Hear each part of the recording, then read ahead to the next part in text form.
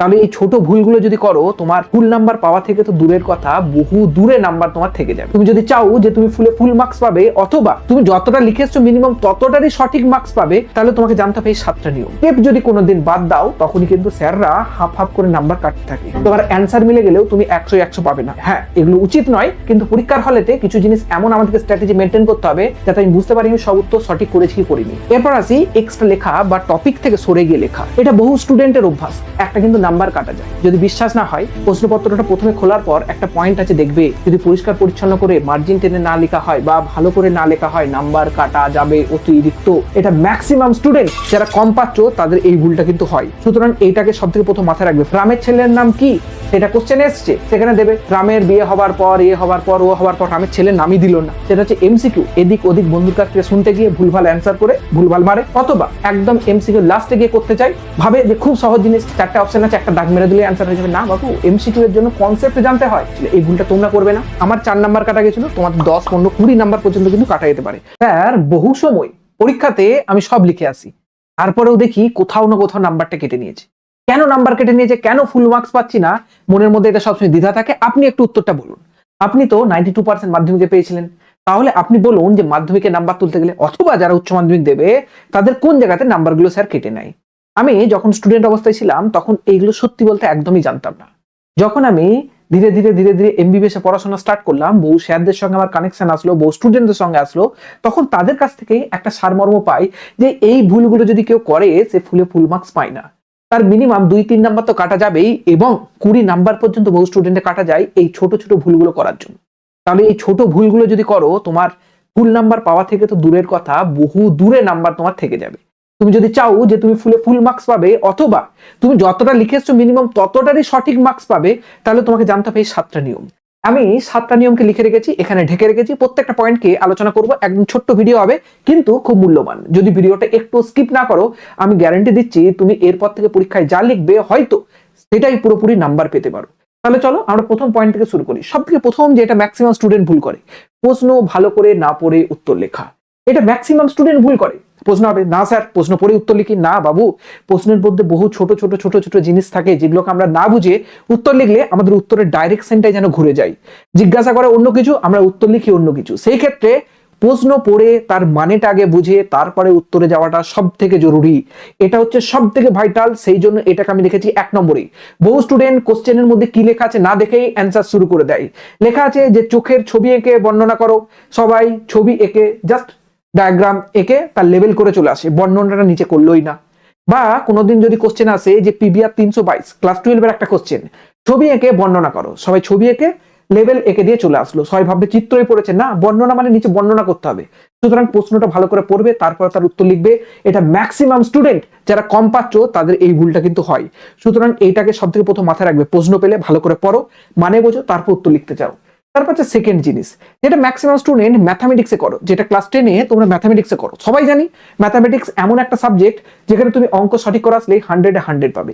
তারপরে বহুজন ম্যাথামেটিক্স সব সলভ করে আসে, সব উত্তর মিলিয়ে আসে, তারপরে 100-এ 100 পায় না। কেন পায় না? কারণ তারা মাঝখান থেকে কোনো না কোনো স্টেপকে বাদ দিয়ে দেয়। তোমরা জানো মাধ্যমিকের স্টেপ বাদ দিবার এক্সাম নয়। ক্লাস 12-এ গিয়ে তোমরা কিছু পরিমাণ যদি স্টেপ বাদও দাও সমস্যা নেই।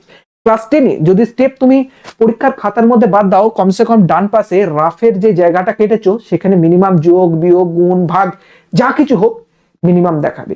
স্টেপ যদি কোনোদিন বাদ দাও, তখনই কিন্তু স্যাররা হাফ হাফ করে নাম্বার কাটতে থাকে। তোমার অ্যান্সার মিলে গেলেও তুমি 100 পাবে না। এটা জলজ্যান্ত উদাহরণ আমি নিজেই।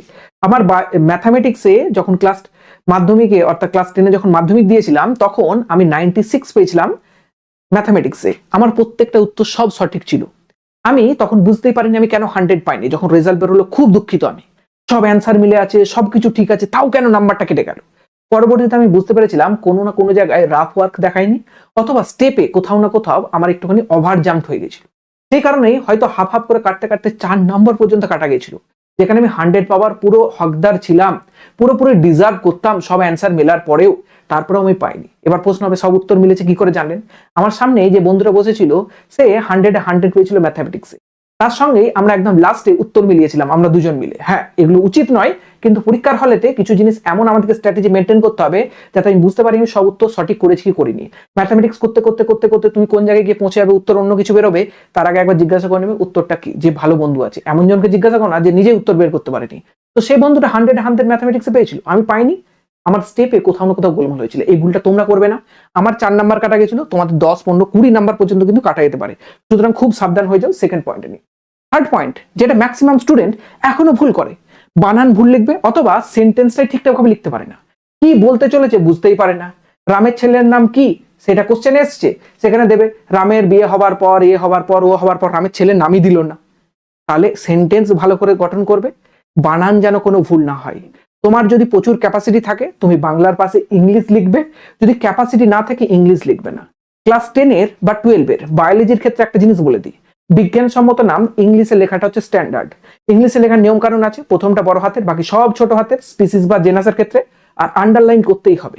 তোমার যদি বিজ্ঞানসম্মত নামে কোনো ডাউটস থাকে তুমি প্রয়োজন পড়লে বাংলাতেই লিখে দিয়ে আসবে। তার আগে সব থেকে ভালো জিনিস, এখনো অনেক টাইম আছে, যেগুলো ইম্পর্টেন্ট বিজ্ঞানসম্মত নাম সেগুলোকে মুখস্থ করো, বহুবার লেখো বহুবার লেখো বহুবার লেখো। সুতরাং বানান ভুল বা সেন্টেন্স ভুল যেন একদমই না হয়। বায়োলজির ক্ষেত্রে বিজ্ঞানসম্মত নামে যেন একদমই বানান না ভুল হয়। এবং যে জিনিসটা ম্যাক্সিমাম স্টুডেন্টরা গোলমাল করে থাকে সেটা হচ্ছে ইংলিশে যখন প্যারাগ্রাফ লেখে, ইংলিশে যখন কোনো কিছু লেখে, তখন সেখানে যদি কোটেশন ইউজ করে সেই কোটেশনের মধ্যে বানান ভুল। কোটেশনে যদি বানান ভুল হয় সেখানে কি করে ভালো নাম্বার পাবে? বাংলা রচনাতে কোটেশন যদি ভুল হয় পাবে না। কোটেশন যেন ঠিক হয়, বানান যেন ঠিক হয়, শব্দ যেন ঠিক হয়, কি বোঝাতে চাইছো স্যার যেন পড়ে বুঝতে পারে।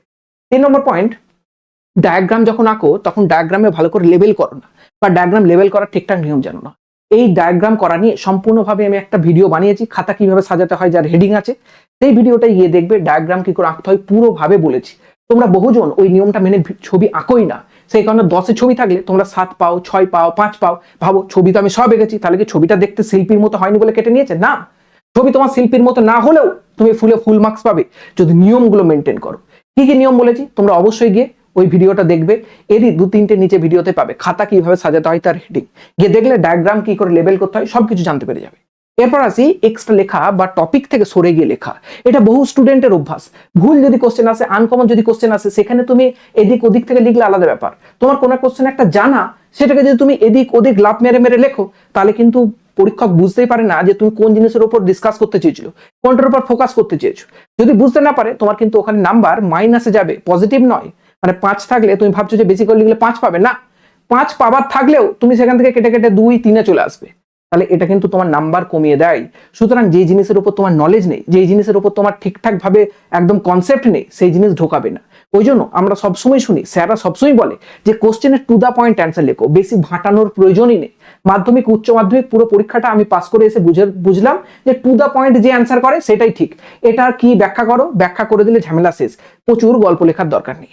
যদি কোশ্চেন পড়ে যে 5 নম্বরের ব্যাখ্যা করো, 5 নম্বরের জন্য 1 পাতা বা হাফ পাতা লিখলেই মোর দেন সাফিসিয়েন্ট সায়েন্সের সাবজেক্টে, আমি ভূগোল ইতিহাসের কথা বলছি না। অথবা বায়োলজিতে যদি কোনো কোশ্চেনের সংজ্ঞা পড়ে, সংজ্ঞাটাই 2 লাইনে লিখলেই তুমি 2-এ 2 পেতে পারো। জাস্ট একটা উদাহরণ যদি লেখো তোমার ইমপ্রেশন বাড়বে, কিন্তু যদি না জানো ভুলভাল লিখবে না, এটা কিন্তু বহুজনের নাম্বার কমিয়ে দেয়। 6 নম্বর পয়েন্টে আসি, ম্যাক্সিমাম স্টুডেন্ট কি করে না, মার্জিন বা ভালো করে দাগ নাম্বারই প্রশ্নের দেয় না। তুমি যদি পেজ নাম্বারের, প্রশ্নের দাগ, মার্জিন ভালো করে পরিষ্কার পরিচ্ছন্ন করে না লেখো, সেটা কিন্তু খুব খারাপ লাগে খাতা দেখতে।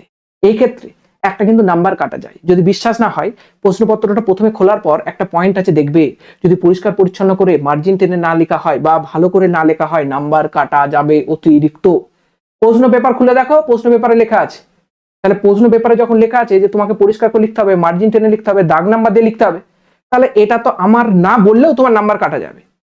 এগুলো যেন মেনটেন হয়, কত দাগের কোশ্চেন লিখছো ভালো করে যেন পারো। প্রথমে খাতার চারপাশে মার্জিন টানবে, পরিষ্কার পরিচ্ছন্ন করে লিখবে, কিভাবে লিখতে হয়, খাতা কিভাবে সাজাতে হয়, পুরো একটা সেপারেট ভিডিও দেওয়া আছে, সেখানটায় গিয়ে ভালো করে দেখবে, তাহলে তোমার নাম্বার পাওয়ার সম্ভাবনা কিন্তু বাড়বে।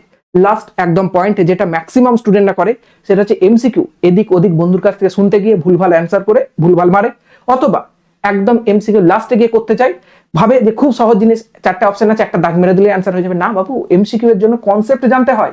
তোমার কনসেপ্ট ভাবার জন্য, মনে করার জন্য টাইম লাগে। 10টা এমসিকিউ করার জন্য মিনিমাম 20 মিনিট টাইম দাও। 20 মিনিটের আগে যদি করতে যাও তোমার বাই চান্স ভুল হতে পারে। বহু স্টুডেন্ট যারা খুব ভালো পড়াশোনা করে তাদের 10টা এমসিকিউ 10 মিনিটও লাগবে না, কিন্তু তুমি যদি মিডিওকার হও, তুমি এমসিকিউ গুলো তাড়াহুড়ো করবে না। তুমি নিজে ভালো করে পড়ো, প্রত্যেকটা অ্যান্সারের সঙ্গে রিলেট করো, তারপরে এমসিকিউ করবে। তাড়াহুড়ো করলে ভুল যাবে। মনে রাখবে, এমসিকিউ এমন একটা কোশ্চেনের মানে ভাগ যেখানে তুমি ফুল মার্কস পেতে পারো জাস্ট অ্যান্সারটা দাগ দিলে বা অ্যান্সারটা লিখে দিলেই। এখানে তোমার খাতা সাজানো কোনো কিছুই ম্যাটার করে না, শুধু প্রশ্নের দাগ নম্বর আর অ্যান্সার লিখলেই হয়ে যাবে। সুতরাং এই জায়গাটাতে একটুখানি ধ্যান দিয়ে করবে, কারণ 100তে 100 পেতে গেলে এমসিকিউ ভুল হলে তোমার আর স্বপ্ন থাকলেই না 100 পাওয়ার। সুতরাং ভালো করে এই 7টা রুলকে মেনটেন করবে যদি তুমি চাও তুমি ফুল মার্কস পাবে। আর এই ধরনের পুরো স্ট্র্যাটেজি রিলেটেড ভিডিও এই চ্যানেলে সবসময় আসবে। চ্যানেলটাকে অবশ্যই সাবস্ক্রাইব করে রাখো, আর হ্যাঁ, বন্ধুদের সঙ্গে শেয়ার করো, কারণ তোমরা যত বেশি বন্ধুদের সঙ্গে শেয়ার করবে আমি মোটিভেশন পাবো তোমাদেরকে আরো সুন্দর সুন্দর ভিডিও দেওয়ার জন্য। এতটা পর্যন্তই। বাকি আমাদের কোর্স তোমাদের ক্লাস 10-এর বা উচ্চ মাধ্যমিকের বা 11-এর যেমন চলছে ইউটিউবে তেমনটা চলবেই। একটুখানি বন্ধুদের সঙ্গে শেয়ার করে দাও। আর থ্যাংক ইউ অল।